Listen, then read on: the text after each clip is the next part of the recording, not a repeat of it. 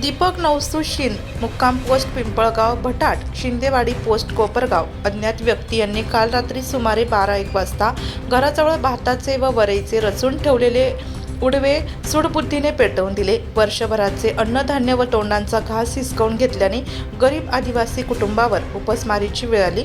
तरी प्रशासनाने घटना पंचनामा करून पीडित कुटुंबियाला आर्थिक मदत मिळवून देणे कामे सहकार्य करावे व पोलीस प्रशासनाने सदर घटनेचा सखोल तपास करून दोषींवर कठोर कारवाई करावी ही अपेक्षा व्यक्त करण्यात आली। दीपक सीद मुक्काम पोस्ट कोरबगाव पिंपळगाव भटाटा शिंदेवाडी इथे यांचं रात्री 11 वाजता अज्ञात इसमाने रचून ठेवलेल्या भात व वरईचे उडवे पेटून दिले।